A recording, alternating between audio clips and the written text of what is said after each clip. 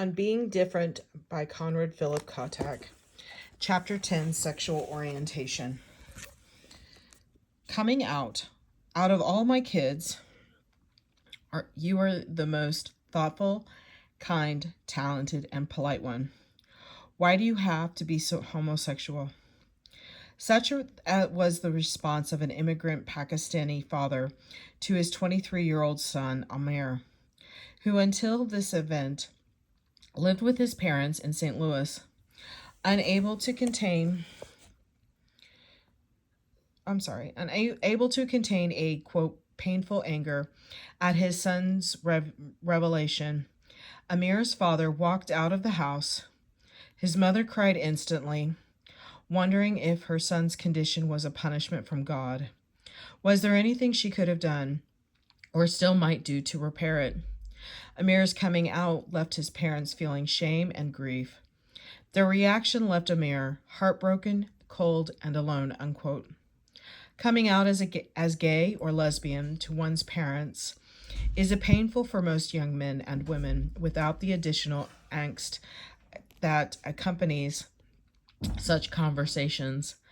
When the news contradicts fundamental national mores that immigrant parents hold dear, Asian American immigrants who settle in close-knit enclaves and observe family-centered rules, ancestral religious practices, and other Asian culture norms are especially vulnerable to familial discord when their children's sexual behavior and beliefs deviate from the norm. Leong, 1996. For Chinese, Japanese, Filipino, Vietnamese, and Koreans in America, coming out is a familiar reorientation, not just as an individual's personal paths. Home, 2006. For example, Korean American families who ascribe to Confucian values, including respect for elders, heteronormativity, and procreative sexuality, face inordinate emotional distress when they must confront their children's homosexuality. Heteronormativity refers to the belief that males and females have essential qualities and natural social roles, that heterosexual pair bonding is natural, and that the only normal marriages are between men and women. When the daughter of Korean immigrants came out as a lesbian, her father lost his title as an elder of the church, where her mother could no longer play the piano, and her younger brother was ejected from the praise band.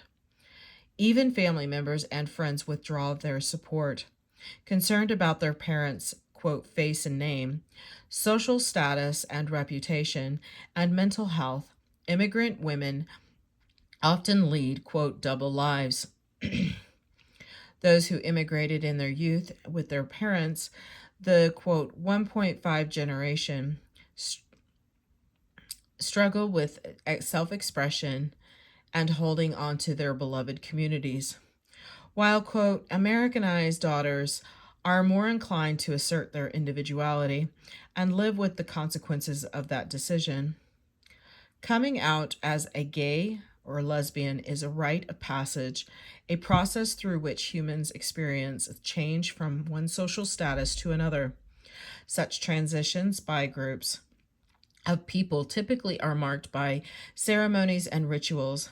However, when transformation is a personal choice, as coming out typically is an individual, may experience grief for the loss of a former identity and anxiety linked to unpredictable future consequences.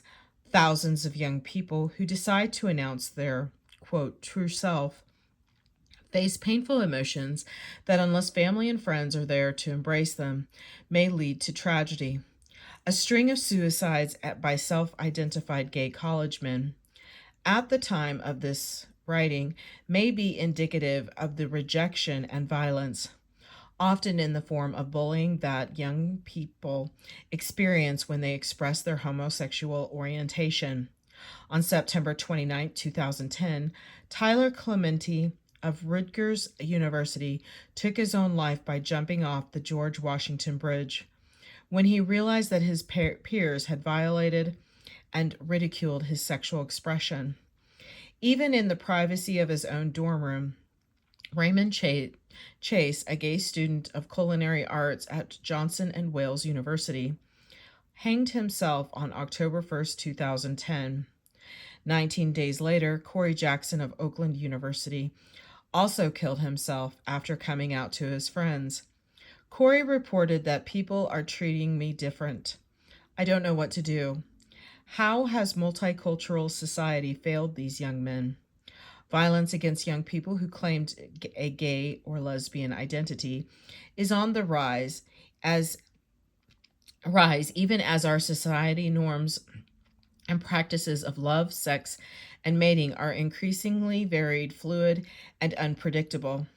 In a 2009 speech to the Human Rights Campaign, the nation's largest gay, bisexual, and transgender civil rights organization, President Barack Obama told his listeners, "Tonight, somewhere in America, a young person let's say a young man, will struggle to fall asleep wrestling alone with a secret he's held as long as he can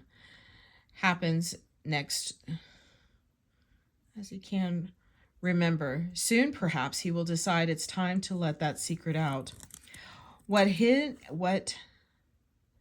happens next depends on him, his family, as well as his friends and his teachers and his community. But it also depends on us, on the kind of society we engender, the kind of future we build. I believe the future is bright for that young person." Obama, 2009.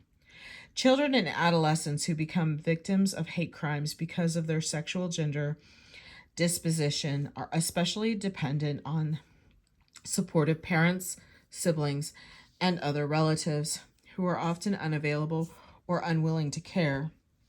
Teachers and other school personnel, along with leaders and members of religious congregations, also are responsible for the well-being of youths who are struggling with multiple layers of, quote, who or what I am, including their sexuality.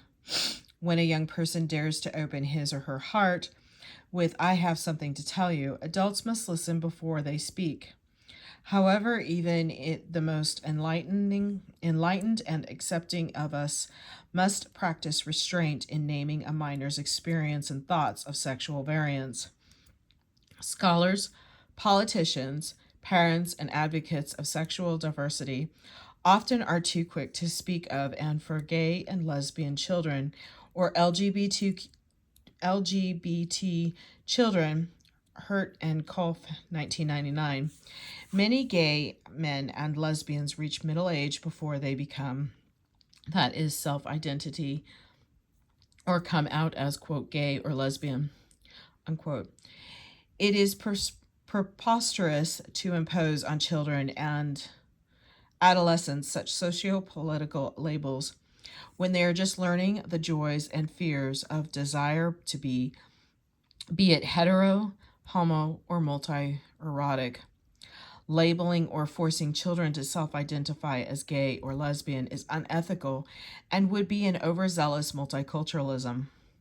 In campuses across the country, lesbian, gay, and bisexual students have organized as the Lesbian, Gay, Bisexual Student Alliance, LGBSA, through which they forge the communal identity queer.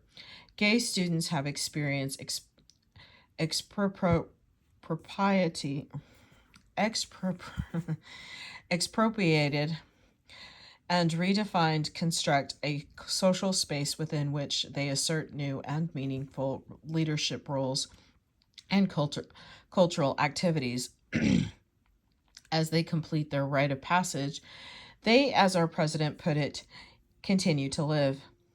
The story of America of ordinary citizens organizing agitating and advocating for change, of hope stronger than hate, of love more powerful than any insult or injury, of Americans fighting to build for themselves and their families a nation in which no one is a second class citizen, in which no one is denied their basic rights, in which all of us are free to live and love as we see fit. Obama, 2009. The nature and culture of sexual orientation. Sexual orientation is a human attribute. It is natural, biologically programmed, and cultural linked to rules and habits. Enculturation regulates and directs the libido, sexual energy, toward varied expressions. Sexual desire is inborn, a human universal. However, patterns of flirting, courting, dating, loving, and lovemaking vary across time and space.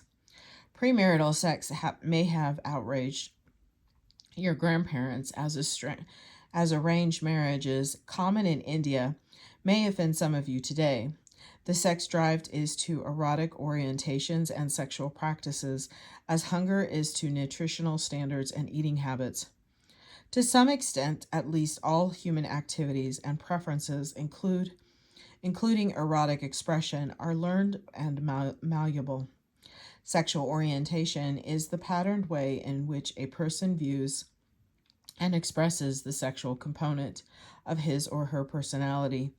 It refers to a person's habitual sexual attraction to and activities with persons of the opposite sex.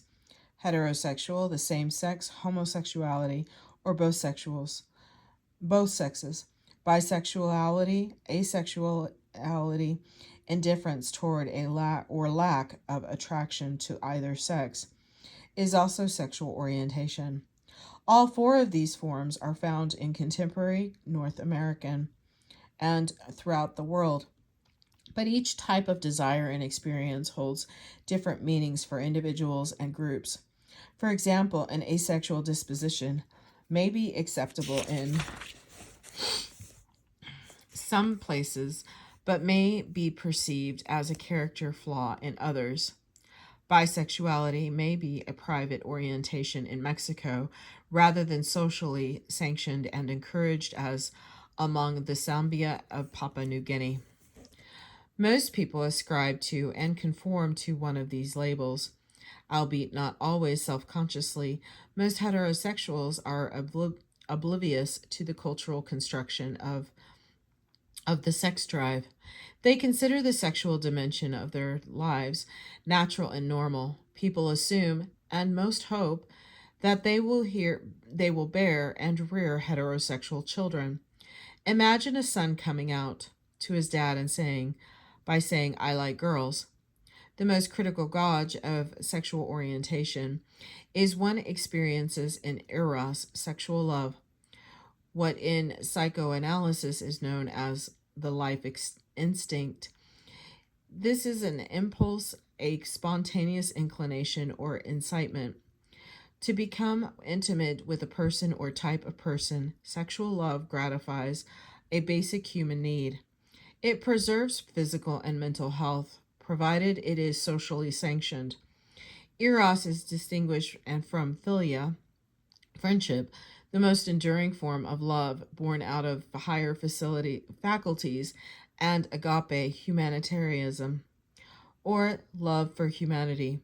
Erotic love may inspire creativity, productivity, and psychological fulfillment, even when morality and law forbid the physical expression of erotic longings. Desire combined with genuine psychic attachment between two individuals results in what Socrates called divine madness. Do you remember the last time you fell in love? How do you feel? This state of being hints at your sexual orientation. Erotic fantasies and the autoerotic practices also reveal aspects of one's sexual orientation. Habits of masturbation reveal one's sexual impulses and tendencies. Indicators of sexual proclivity may include possession and use of erotic paraphernalia. For example, books, videos, and sex toys. People often associate sexual orientation with essential being or a true inner self. One's fantasy life may be homoerotic or heteroerotic, may include orgies or threesomes, may involve pain, or may constantly feature a best friend's wife. Law, morality, guilt, habit, and fear of channel psychosexual potential into social sexual behavior. Included in the sexual component of personality is one's tendency to be monogamous, the practice of having only one sexual partner at a time. To have multiple partners simultaneous to, quote, cruise on the side, pursue anonymous sexual contacts in public places such as parks, bathrooms, and rest stops, to practice adultery, or to be celibate. In the North American mainstream, monogamy is a cultural ideal, but among middle-class urban Greeks, adultery is reportedly institutionalized. A favorite sound bite in conversations among Greeks is that between 2 o'clock and 5 p.m., the normal rest period of a workday, half of Athens is sleeping, and the other half, the capacity and expressions of one's sexual desires, reflect enculturation and vary contextually over time, in degree and intensity. It's common to hear people discuss their sexual preferences in terms of temperament, height, hair, and skin color, age, and body weight. However, one's sexual fit combines physical traits with psychosocial sensibilities. This fit, that is a particular set of characteristics that activities one's libido reappears in different potential partners during one's lifespan. When a man rejects social advances by a woman, he may say, "She's not my type." Moreover, the partner of choice at different periods in life typically matches one's own psychosocial and intellectual stage of development. Thus, a man may divorce his wife because, quote, "we've grown apart and have little in common." We also project the sexual component of our personality by our gender identity, gender-based ideas and activities to which an individual ascribes, and by which he or she is defined socially. Most people align a private sexual disposition, example, heterosexual male, with the socially appropriate public persona, married man or husband. Hope I didn't get lost. Okay. Others maintain what, by social standards, are incomplete markers of identity, such as private homosexual inclinations, with a public heterosexual relationship. Still others choose different identities and statuses situationally and contextually. Sexual life has both private and public manifestations. In the United States 60 years ago, premarital sex was kept secret and interracial dating was discouraged or prohibited. Within some communities in North America, these activities are still taboo. In North America, adultery is usually private behavior. Kissing and flirting are public and socially acceptable. Among the poor in some societies, depending on the economic needs of the household, some women and men alternate between being faithful spouses and obligatory prostitutes. They serve as sexual partners for marital rewards, including food, clothes, and school supplies. Like much social behavior, sexual conduct isn't simply a matter of personal choice. Whom we love, how much and in what way have to do both with individual wishes and discretion and with social sanctions and survival. Sexual activity or fantasy does not necessarily correspond with sexual orientation. For example, homosexual experiences during specific periods in the life cycle example, adolescence, or time spent in gender segregated institutions or as recreational outlet do not necessarily convert to heterosexual. Likewise, a homosexual orientation doesn't necessarily prohibit one from participating in heterosexual relationships. Claiming a straight identity or marrying heterosexually. Consider the college junior who, during her third year abroad in Italy, had sex regularly with a local woman. The student described the experience as an act of intimacy. I don't ever have to sleep with another woman again. I know I'm heterosexual. Even a dominant sexual orientation does not define one in absolute terms. One's sexual identity is a primary indicator of status, but it is not necessarily accurate.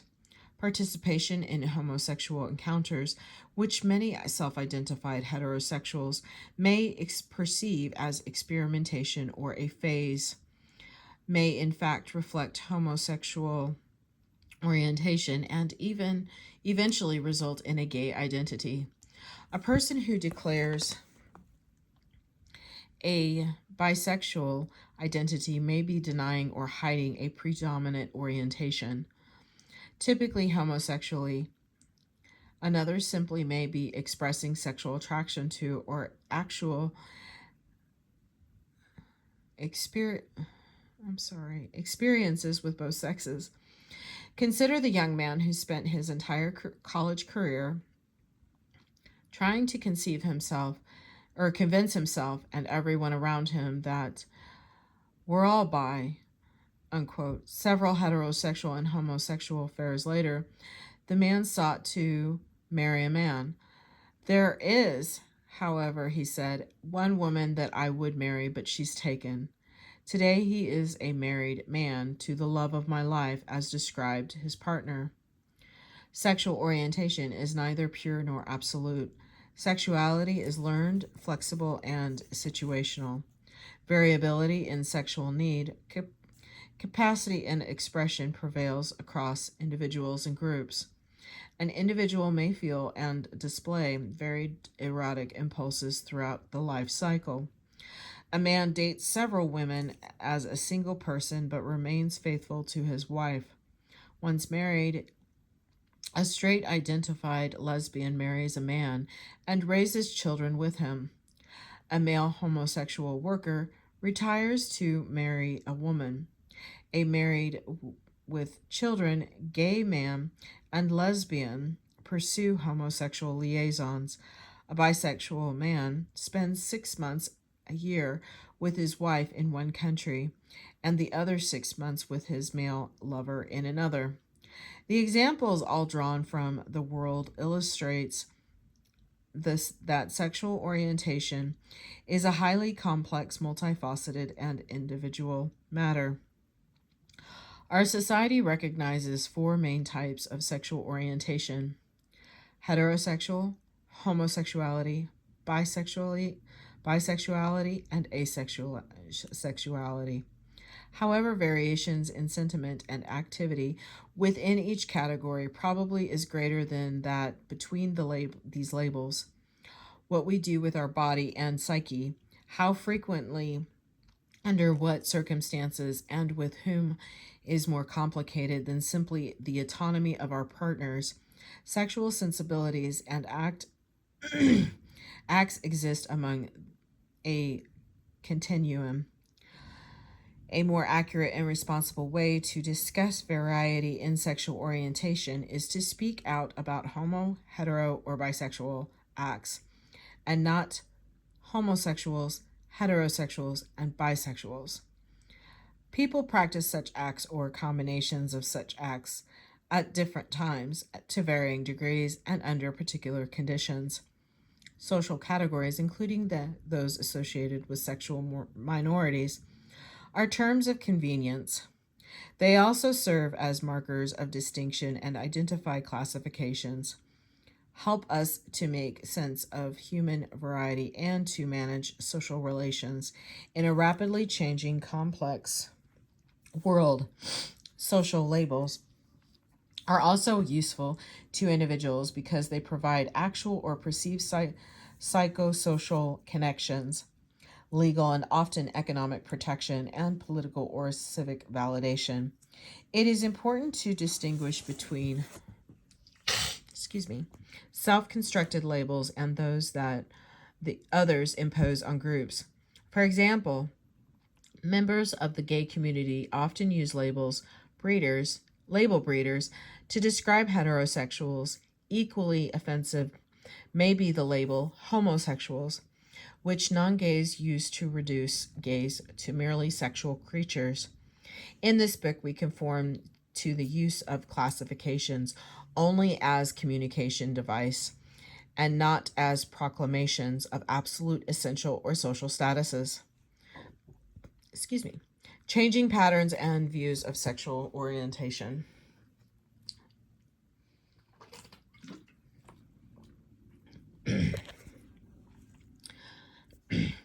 Because most people practice heterosexuality, they assume it is just to be, quote, just human nature, unquote.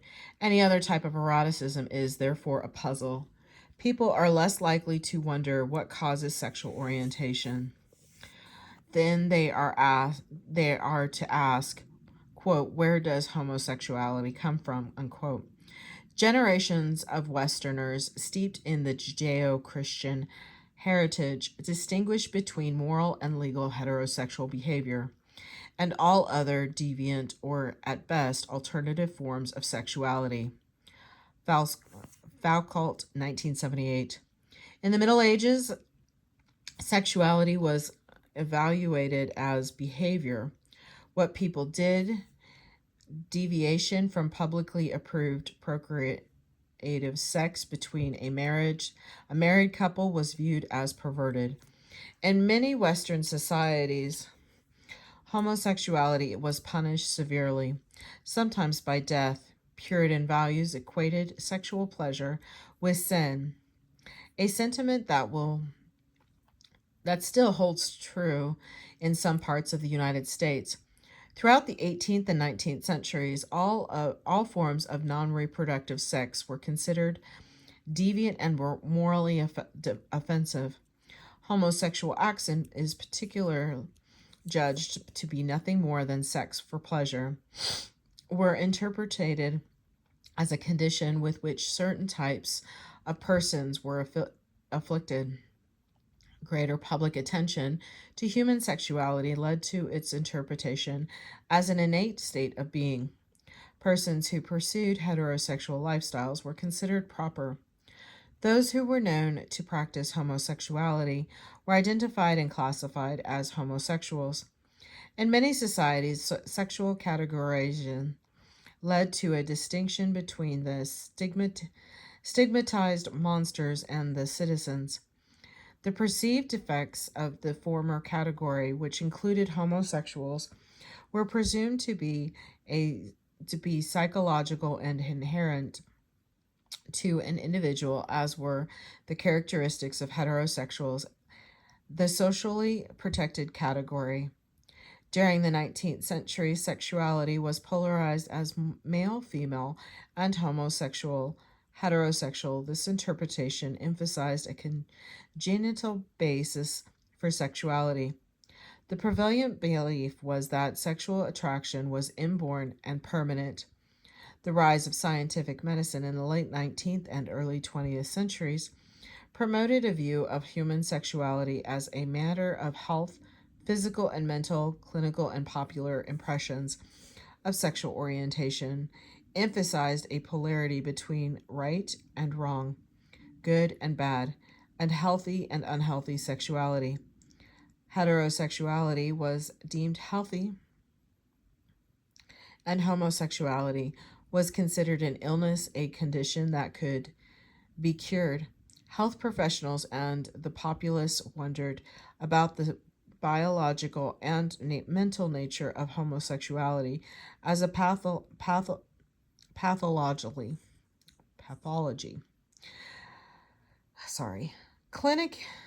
Clinicians classified persons who practiced homosexuality as abnormal and debated the etiology, the cause of this illness.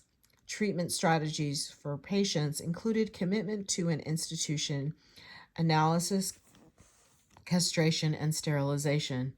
Same sex practices came to be known as closest homosexuality, meaning secrecy and maintenance of a double life.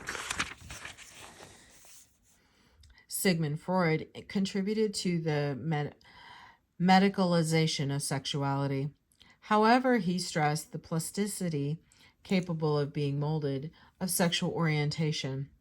He proposed that all humans are innately capable of bisexuality, but that normal libidinal development results in heterosexuality.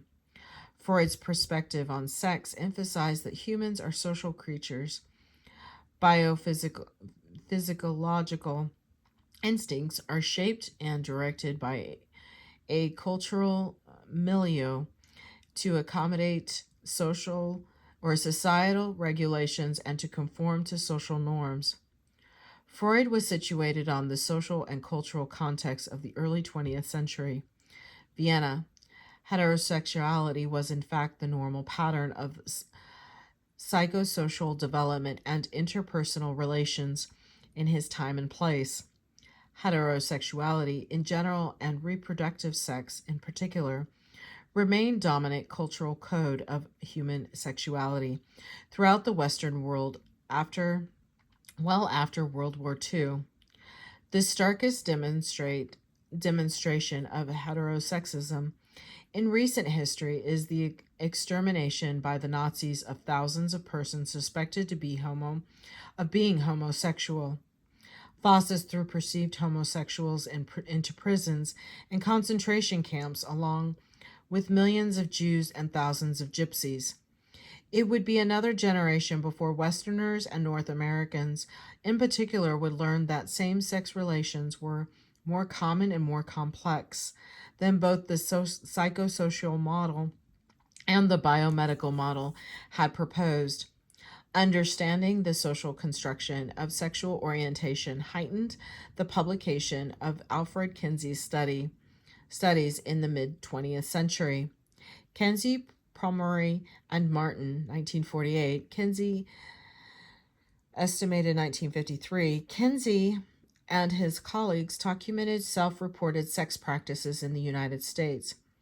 The researchers concluded that sexual orientation exists in graduations and not in a dichotomy of polar heterosexuality and homosexuality. Kinsey proposed a 7-point running scale on which 0 signified exclusive heterosexual and 6 signified exclusive homosexuality. His data showed that about 4% of males and 2% of females had an exclusively same-sex orientation. This research also suggested that people don't fit neatly into discrete categories of sexual behavior and fixed orientations. Most people are capable of responding, and many do respond psychosexually to members of both sexes. Sexual feelings and psychic responses may change over the lifespan of a person. Variability in sexual practices and meanings among Americans was confirmed by a national comprehensive survey conducted by Michael, estimated at 1994. These researchers verified that the majority of the U.S. population practices heterosexuality. 9% of men and 4% of women reported some homosexual activity during their lifespan. A slightly smaller percentage, 7% of men and almost 4% of women, reported same-sex experiences during childhood or early adolescence. Most striking about this study is its attention to sexual orientation as an identity, not just a fantasy. Proclivity or practice out of the 3,432 respondents ranging in age from 18 to 59, 2.8% of men and 1.4% of women reported a partial or total homosexual identity. This number is small compared to that of persons claiming a heterosexual identity. Nevertheless, the existence of even a small percentage of homosexually identified persons is important. Understanding the nature, culture, and variety of human sexuality within North American society and in the world is likely to lead to greater integration and protection of people who, for centuries, have been misunderstood and therefore misjudged and punished. Varieties of human sexuality. Attitudes about sex and in can't talk, I'm sorry today. Attitudes about sex and in other cultures differ strikingly, as Kottack is found in contrasting the cultures he knows best, the United States, urban and rural Brazil, and Madagascar. During his first stay in the Arambipi, Brazil, when he was 19 years old and unmarried, young men told him details of their experience with prostitutes in the city. Arambipi's women also were more open about their sex lives than North American women were at the time.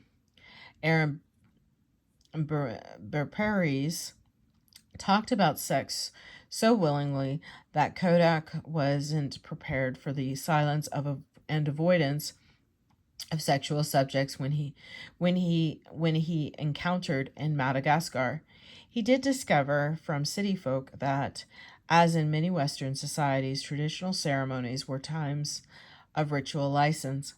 When normal taboos lapsed and men and women engaged in what Christian missionaries described as women sexuality, only during his last week in Madagascar did a young man in the Bastillo village and Ivato, where Kottack had spent a year, take him aside and offer to write down the words for genitals and sexual intercourse. The young man could not say these tabooed words, but he wanted Kottack to know them so that his knowledge of Betsilio culture would be as complete as possible. And in any society, individuals will differ in the nature, range, and intensity of their sexual interests and urges. No one knows for sure why such individual sexual differences exist. Part of the answer may be biological, reflecting genes or hormones. Another part may have to do with experiences during growth and development. But whatever the reasons for individual variation, culture always plays a role in molding individual sexual urges toward a collective norm. And such sexual norms vary from culture to culture. What do we know about variation in sexual norms from society to society and over time? A classic cross-cultural study, Fordham Beach, 1951, found wide variation and attitudes about masturbation, bestiality, sex with animals, and homosexuality. Even in a single society such as the United States, attitudes about sex differ over time and with socioeconomic status, regions and rural versus urban residents. However, even in the 1950s, prior to the age of sexual permissiveness, the pre-HIV period from the mid-1960s through the 1970s, research showed that almost all American men, 92%, and more than half of American women, 54%, admitted to masturbation. In the famous Kinsey report, Kinsey 1948, 37% of the men surveyed admitted having had at least one sexual experience leading to orgasm with another male. In a later study of 1,200 unmarried women, 26% reported same-sex sexual activities. Because Kinsey's research relied on non-random samples, it should be considered merely illustrative rather than statistically accurate representation of sexual behavior at the time. Sex acts involving people at the same sex were absent, rare, or secret in only 37% of 76 societies, for which data were available in the Ford and Beach study, 1951. In the others, various forms of same-sex sexual activity were considered normal and acceptable. Sometimes sexual relations between people of the same sex involved transvestism on the part of one of the partners. Transvestism did not characterize male sex among the Sudanese Azandi, who valued their warrior role. Prospective warriors, young men, aged 12 to 20, left their families and shared quarters with adult fighting men who paid bride wealth for and had sex with them. During this apprenticeship, the young men did the domestic duties of women upon reaching warrior status. These young men took their own younger male brides, later retiring from the warrior role. Azandi men married women. Flexible in their sexual expression, Azandi males had no difficulty shifting from sex with older men as male brides to sex with younger men as warriors to sex with women as husbands. C. Morey and Roscoe, 1998. An extreme example of tension involving male-female sexual relations in Papua New Guinea is provided by the Atoro, a group of 400 people who subsist by hunting and horticulture in the Transvaal region. The Atoro illustrate the power of culture in molding human sexuality. The following account, based on ethnographic fieldwork by Raymond C. Kelly in the late 1960s, apply only to the Atoro males and their beliefs. Atoro cultural norms prevented the male anthropologist who studied them from gathering comparable information about female attitudes. Note also that the activities described have been discouraged by missionaries. Since there has been no restudy of the Atoro specifically focusing on these activities, the extent to which these practices continue today is unknown. For this reason, we'll use the past tense and in describing them. Atoro opinions about sexuality were linked to their beliefs about the cycle of birth, physical growth, maturity, old age, and death. Atoro men believed that the semen was necessary to give life force to a fetus, which was they believed implanted in a woman by an ancestral spirit. Sexual intercourse during pregnancy nourished the growing fetus. The Atoro believed that men had a limited lifetime supply of semen. Any sex act leading to ejaculation was seen as draining that supply and as sapping a man's virility and vitality. The birth of children nurtured by semen symbolized a necessary sacrifice that would lead to the husband's eventual death. Heterosexual intercourse required only for reproduction was discouraged. Women who wanted too much sex were viewed as witches, hazardous to their husband's health. Atoro culture allowed heterosexual intercourse only about 100 days a year. The rest of the time, it was tabooed. Seasonal birth clustering shows that taboo was respected.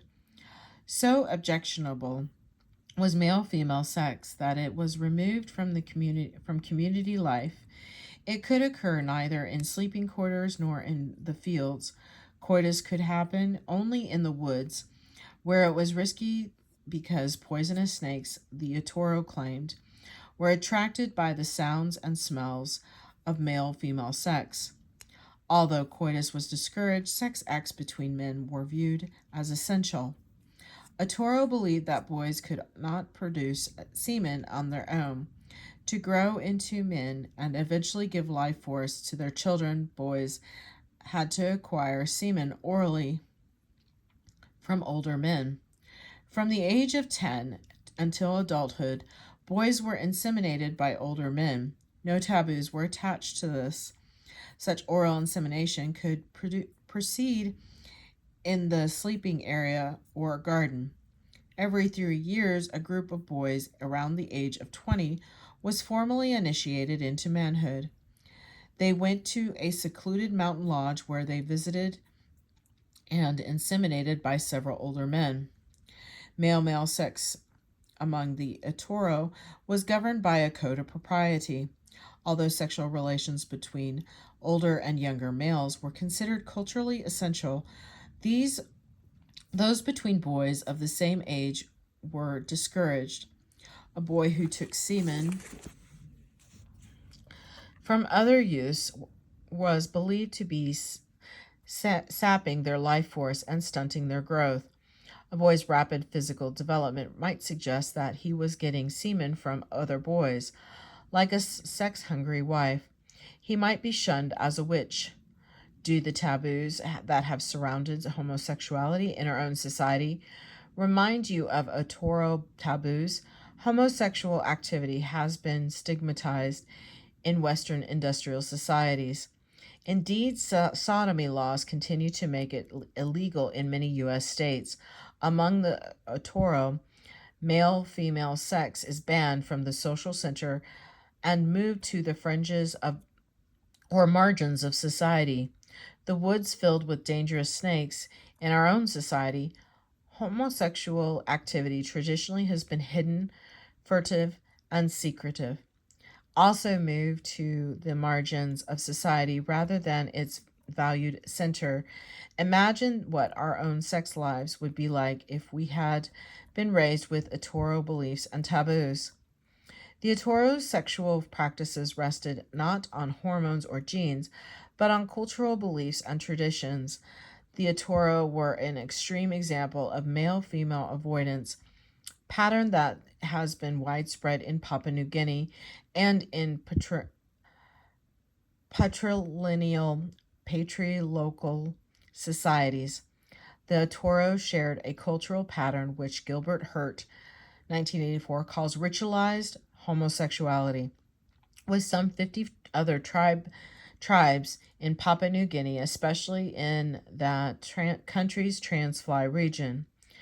These societies illustrate one extreme of a male-female avoidance pattern that is widespread in Papua New Guinea, and indeed in many patrilineal and patrilocal societies. Flexibility in sexual expression seems to be an aspect of our primate heritage. Both masturbation and same-sex sexual activity exists among chimpanzees and other primates. Male bonobos, pygmy chimps, regularly engage in a form of mutual masturbation known as penis fencing. Females get sexual pleasure from rubbing their genitals against those other females. Our primate sexual potential is molded by culture, the environment, and reproductive necessity. Heterosexual coitus is practiced in all human societies, which, after all, must reproduce themselves. But alternatives are also widespread, rather. Navid and Fisher-Rathus, 2005. Like gender roles and attitudes are more generally the sexual component of human personality and identity, just how we express our natural sexual urges is a matter that culture and environment direct and limit. The social construction of sexual orientation. Sexual orientation is more than biological craving or character trait. It is also a social phenomenon. Each society maintains particular and prevalent views about what sexuality is and ought to be. We acquire our sense of sexual status and identity through membership in social group. Our sense of who am I and who am I really comes from our lived experiences and interaction with other human beings, within and outside our own group.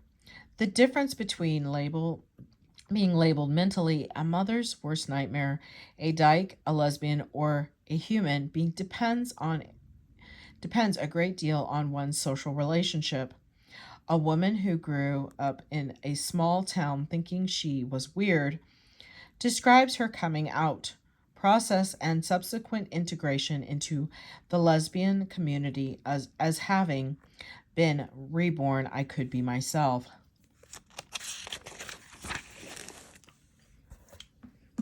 Sorry, I need a sip.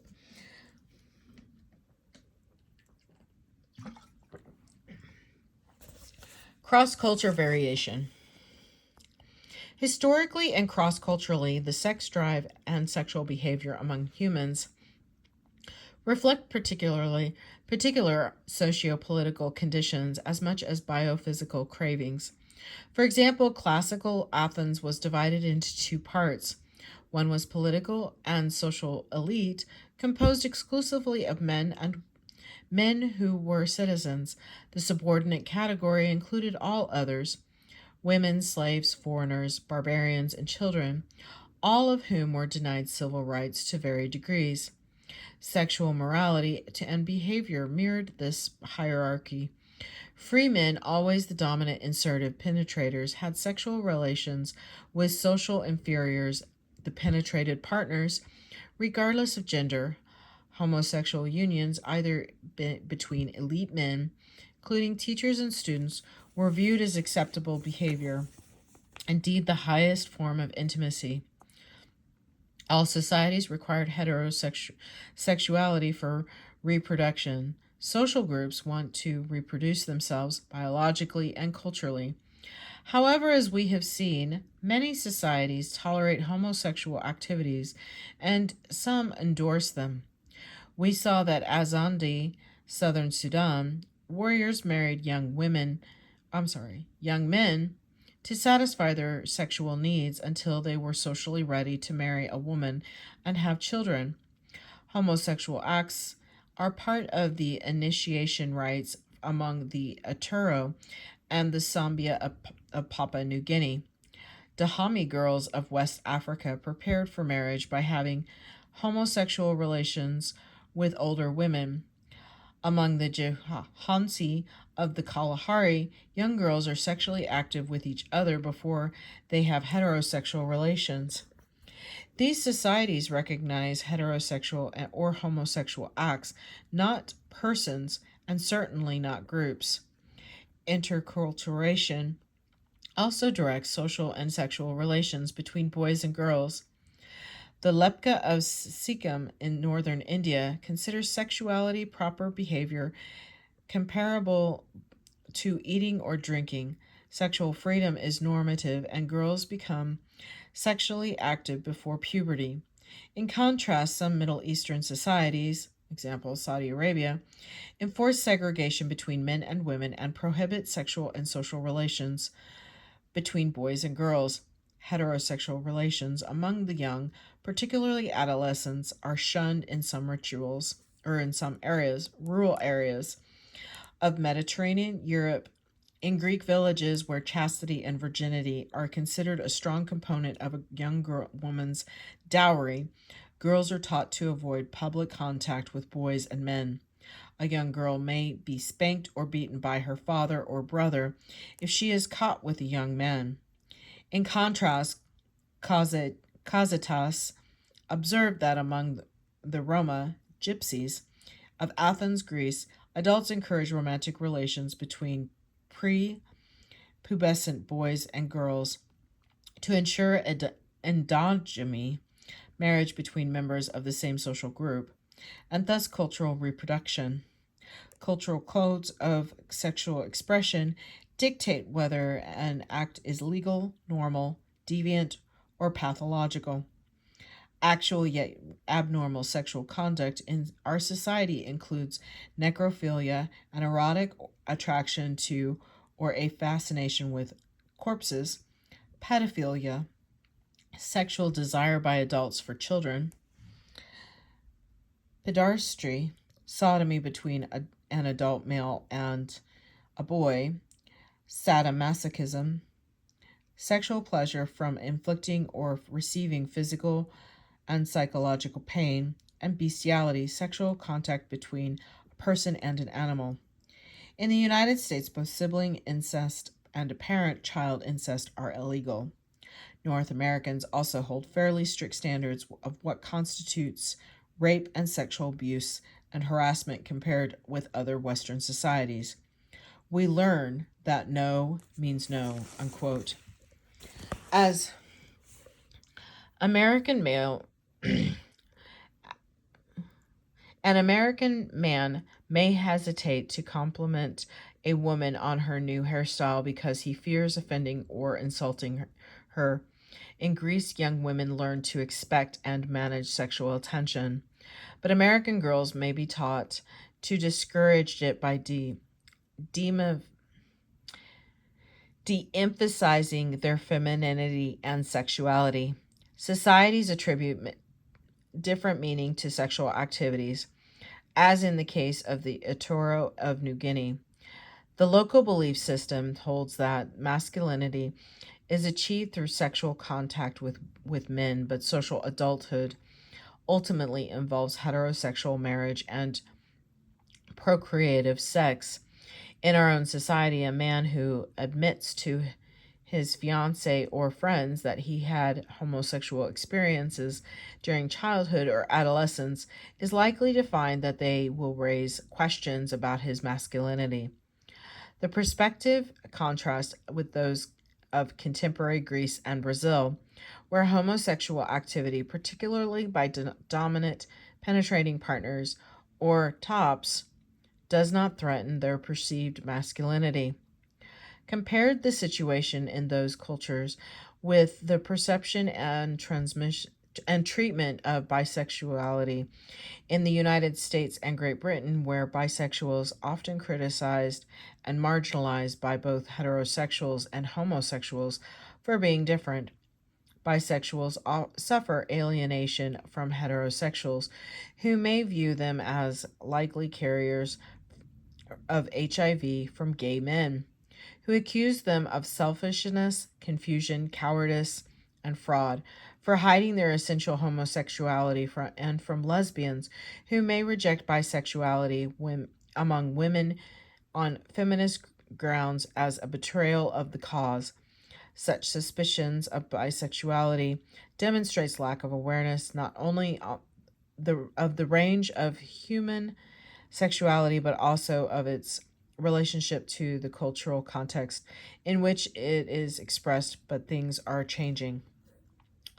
Bisexuality. The gay movement has sought to affirm homosexuality as a natural and healthy component of a human personality, and to mobilize a political community. An unintended result of the movement has been to reinforce binary sexual divide between homosexuality and heterosexual.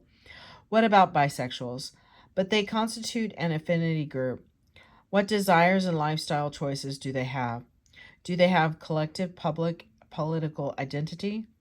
Increase in media and academic accounts of bisexuality reflects our society's growing accommodation of non-gamist biopsychosexual expression among men and women beyond the reproductive imperative.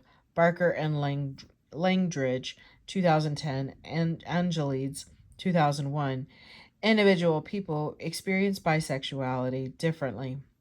It may be, quote, just a phase of their sexual development, a situational event, a secret regular practice, or a distinct orientation. Lichtenstein, 2000. One form of bisexuality among males is called being, quote, on the down low, or DL, unquote. This label refers to men who have sex with men secretly but who maintain a public heterosexual identity and lifestyle. DL is similar to being, in, quote, in the closet, when homosexual single or married men and women pretend to be heterosexual or conceal their sexual identity altogether. Like most closest closeted homosexuals, men on the DL may maintain a heterosexual relationship with a wife or girlfriend. They excuse their sex with men with as a personal biological need or natural impulse. As one DL men, excuse me. Oof, sorry about that. Remarked, that's my unique preference, and it has no place in my life with my wife, my children, my family, or the world. African American DL men may reject a public gay identity which they associate with femininity or with white men who self-identify as gay or queer. Consistent with mainstream African American culture, these men seek to preserve a type of manliness that appeals to heterosexual women, and that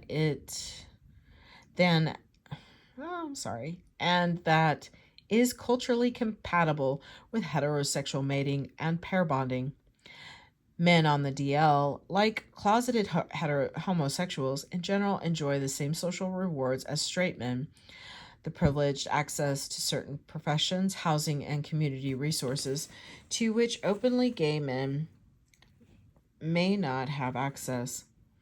With bisexuals may consider a personal choice. The growing bisexual movement has turned into a social and political practice. The sexual liberation of the 1970s advocated for all types of recreational sex, including bisexual expression. A public conscientious of bisexual emerged, and with its collective efforts to assert, protect, and valorize bisexuality as a bisychological human attribute and as a cultural identity. Bisexuals create social sorry. Bisexuals created social organizations for support, including the National Bisexual Liberation Group, founded in New York, and the San Francisco Bisexual Center. Women in Boston and Seattle created a bisexual women's network. By 1987, the North American Bisexual Network, NABN, had been launched. The bisexual movement the bisexual movement is now a global phenomenon, as indicated by the International Conference on Bisexuality that brings together scholars and activists who consolidate efforts to construct a place for bisexuals to express their collective interests and cultures. The collective articulation and public divulgence of bisexual acts led to the first annual Celebrate Bisexuality Day on September 23, 1999. And at that year's World Conference in Johannesburg, South Africa, leaders of the International Lesbian and Gay Association, the ILGA, raised the official bisexual flag, distinguishing by pink, blue, and lavender colors. ILGA issued this proclamation on International Celebrate Bisexual. I don't know why that's such a tough word. Bisexuality Day. ILGA calls on people, researchers, organizations, services, and governments to apply the same respect, recognition, and rights to bisexual people as they do to any other group of people in society. Oka and Raleigh, 2009, Fox, 2004. A multicultural society accommodates yet another movement by bisexual activists who seek social protection and cultural validation on behalf of a highly ambiguous and diversified sexual minority. The political organization of sexual orientation. Sorry, gotta get a sip.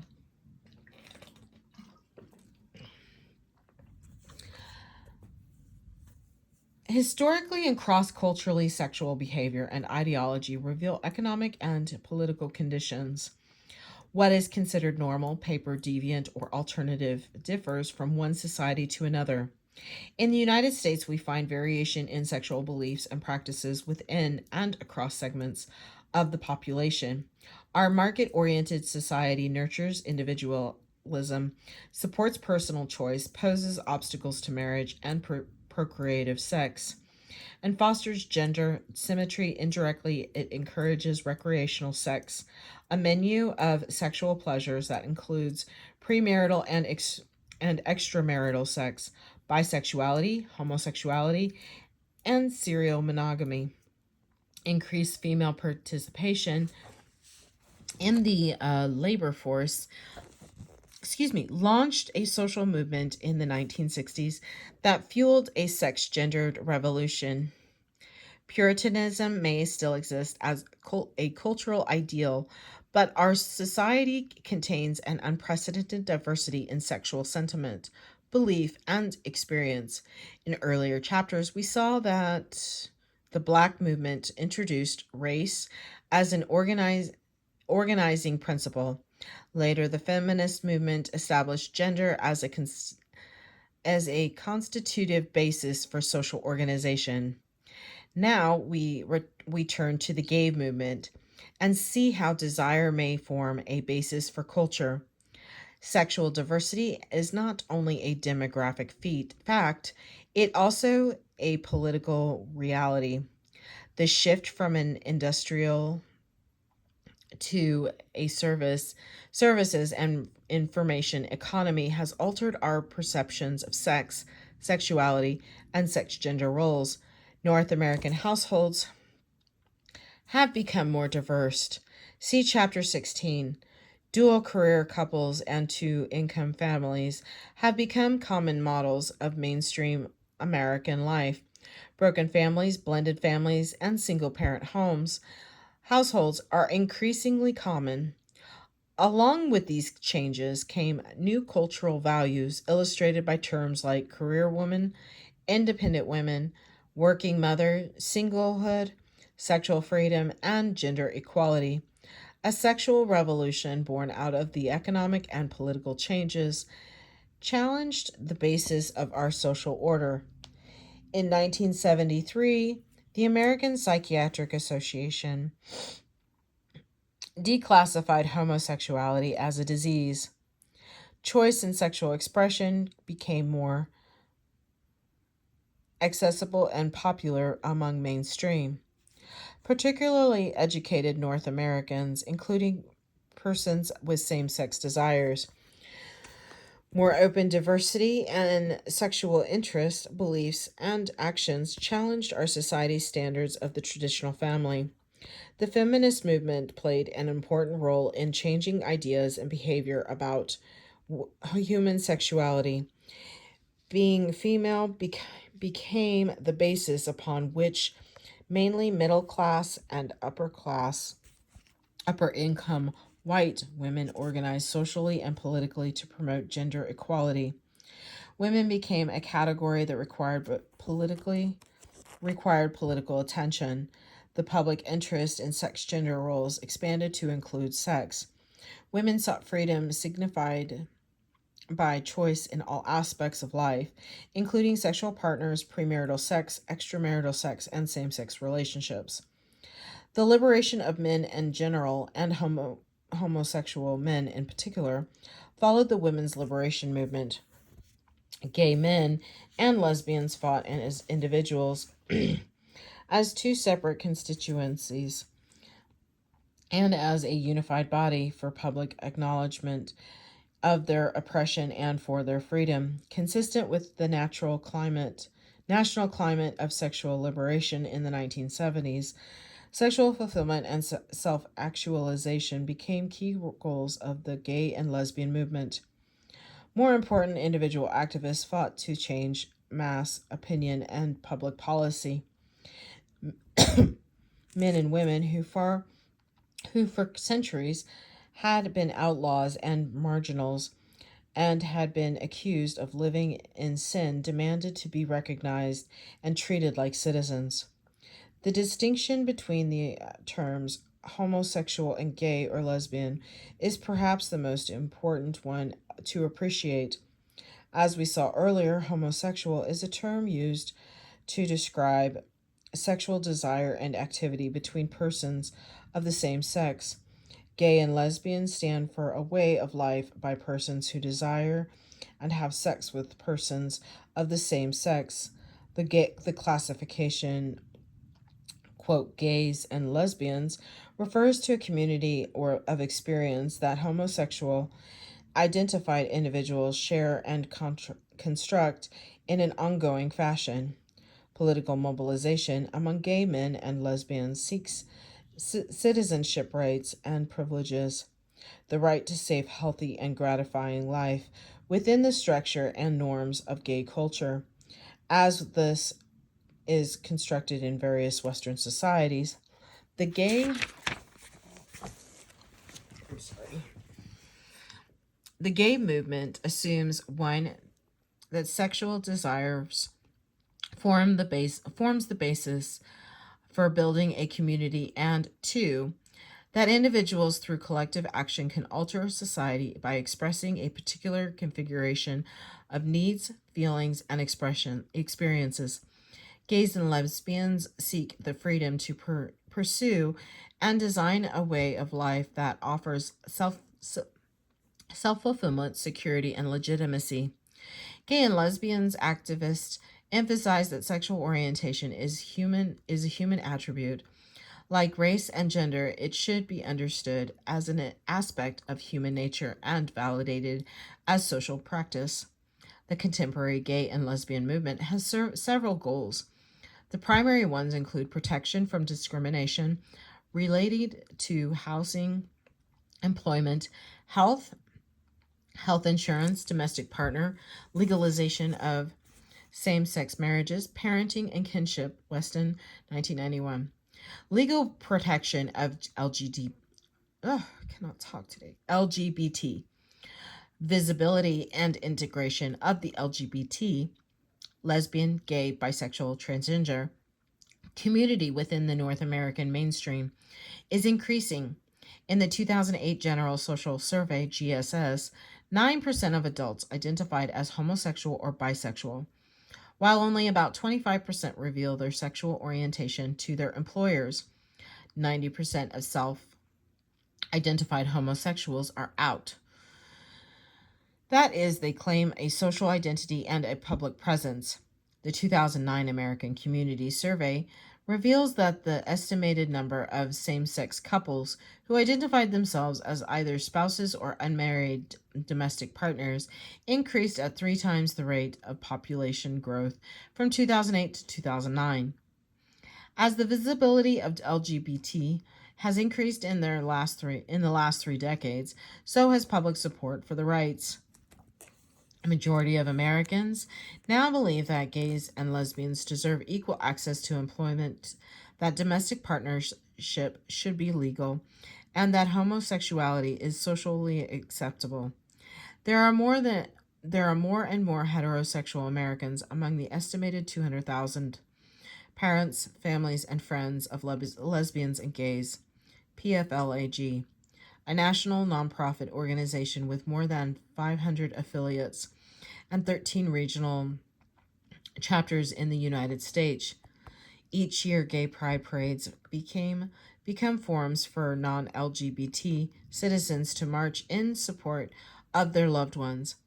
2010, LGBT families were included in the White House Easter egg roll, and an annual tradition that dates to 1878. By this gesture, the Obama administration attempted to signify the acceptance of LGBT families as an equal variant of the American kinship system.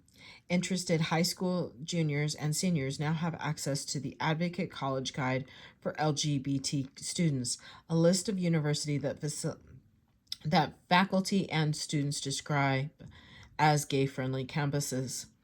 Sexual orientation in the 21st century emerges more as a public cultural variant than as a private preference for sexual gratification.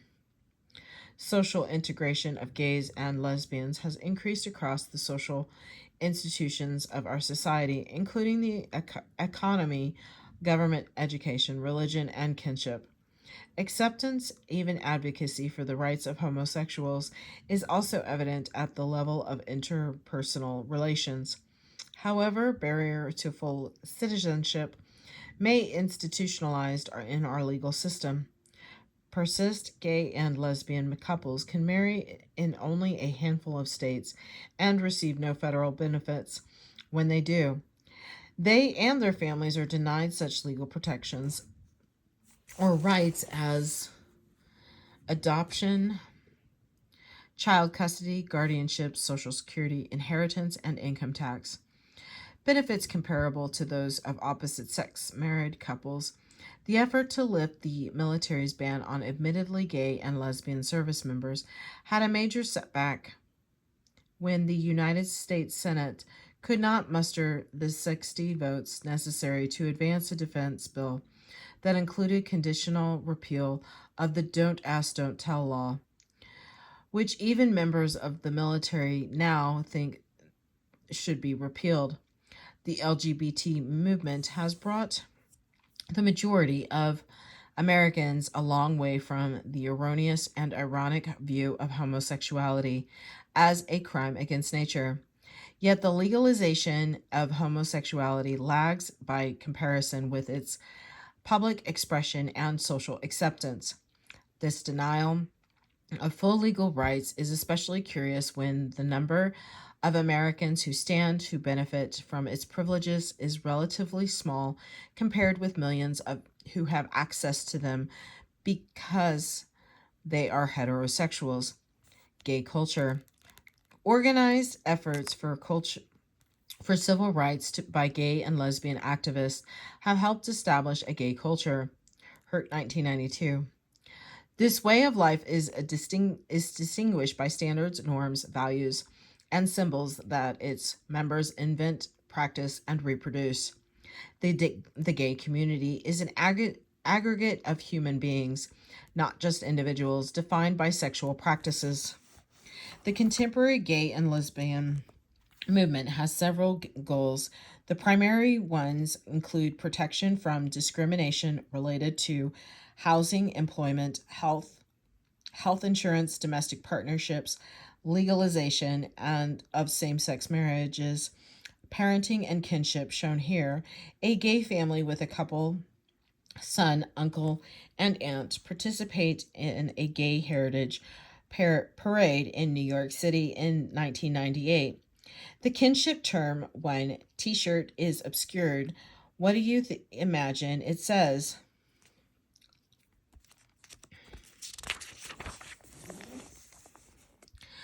The onset of AIDS shifted attention to humanistic and political support within gay community and by society at large. Gay-born social institutions include ceremonies and rituals of deliverance, such as commitment ceremonies and the annual Gay and Lesbian Pride Day Parade. As many gay men and lesbians report, gay culture provide a home for persons who may be rejected, marginalized, unpunished by other citizens, including employers, colleagues, and most important members of their own families. In cities such as San Francisco, New York, Toronto, and Atlanta, sexual minorities occupy a physical space that constitutes home and community. Queer Nation, unquote, encompasses all gays, lesbians, bisexuals, and transgender persons. Quote, we're here, we're queer, get used to it. Assert queer nationals in their effort to dispute and diminish discrimination by outsiders, gay and lesbian activists. Claim the right to represent the need of, quote, our own kind. Demonstrations and rallies by queer and public settings such as shopping malls and parks express anger associated with oppression, unification of persons with same-sex desires and partnerships regardless of race, ethnicity, gender, or age, strengthens the movement and symbolizes internal power and determination to, quote, be who we are. Today, despite resistance, gay men and lesbians as individuals and as collective have greater access to political and economic power than at any time in the history of North America. The term queer may be derogatory when used by heterosexuals or straights, but today it has become a label that gays and lesbians claim to refer to same sex relations and to range of desires, identities, and behaviors. Most important, this category rejects all others that either are imposed by outsiders on the gay community or express conventional heterosexist practices and morality. Queer Nation stands for culture, cultivates, and promotes a particular culture. It emphasizes the principle that gays and lesbians are human first as a social category. Queers challenge conventional models and morality related to sexual pair bonding, courting patterns, love, romance, and reproduction. Perceptions of sex and gender as fixed categories break down as blending, flexing, and bending gender orientations become more common. Our society and the kind of work and family roles it requires encourages gender flexibility on all fronts. Accordingly, mainstream norms and ideas about sex and gender are changing, particularly among young people, to embrace diversity in psychosocial profiles among most Americans. Human diversity is intrinsic to every social group. The gay and lesbian community is not an exception. As the numbers grow, so does inter-community variation in class, ethnicity, religion, age, sexual tastes and styles, and other personality and social traits. Diversity and even stratification within the gay community is more prevalent than it is between gays and straights. Homoerotic feelings and homosexual tendencies probably exist in all human societies, but a gay culture is a characteristic of few, including Northwestern Europe, Canada, and the United States. Cross cultural studies show that non Western societies may recognize same sex activities as integral and necessary to the overall social structure. Hurt, 1997. People may practice same sex activities that are ritualized and culturally sanctioned. They reinforce rather than threaten the social order. In contrast, Westerners in general, and North Americans in particular, have tended to disapprove of same sex desire and relationships. Our market society may discourage homosexual behaviors even as it generates a gay community or culture. This chapter has focused on another component of human diversity and multiculturalism. Sexual orientation, a bicultural universe, always is embedded within the social organization and structure of particular human societies. Contemporary multicultural societies increasingly accept and integrate varied lifestyles and orientations. Sexual gratification never has dictated cultural identity or social status. Heterosexuals do not pursue romantic relationships, marriages, and social connections to satisfy sexual fantasies and needs any more than do homosexuals, bisexuals, transgender persons, or any other kind of sexually identified individuals. A sexual culture, like all cultures, is less about sex and more about affinity. Here are the key terms, and this is the end of chapter 10. I will put a disclosure in the beginning of this film and probably put it as a legal age. I will see if that's capable, but thank you.